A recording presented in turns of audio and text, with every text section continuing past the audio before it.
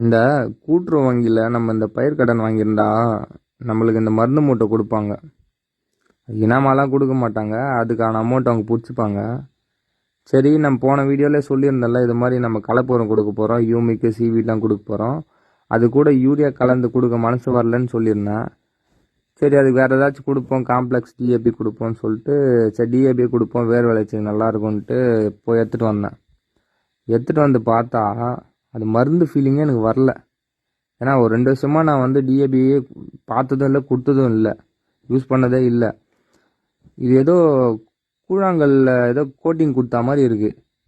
நானும் எடுத்து தரையெல்லாம் தீத்தி பார்த்துட்டேன், கல் ஃபீலிங் மட்டும்தான் வருது, மருந்து ஃபீலிங்கே வரல. தண்ணியில் போட்டாலும் கரைய மாட்டேங்குது சரியா.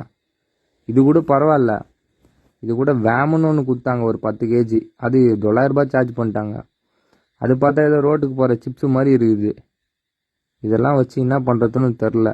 இது கூட கொடுத்து ஒருபடியாவது ஒன்றுனா அந்த மைக்ரோ ஃபுட்டுன்னு ஒன்று கொடுத்தாங்க. அதான் ஏதோ தண்ணியில் நல்லா கரையுது. 2700 ரூபாய் கொடுத்து நம்ம இந்த 2 மூட்டை டிஏபி வாங்கிட்டு வந்ததுக்கு ஒரு லோடு எரு வச்சுருந்தா மண் வளமாக நல்லா இருந்திருக்கும், பயிர் நல்லா இருந்திருக்கும். மகசூல் வேணும்னு நம்ம தலையிலே நம்ம மண் வாரி போட்டுக்கிட்டு தான் மிச்சம்.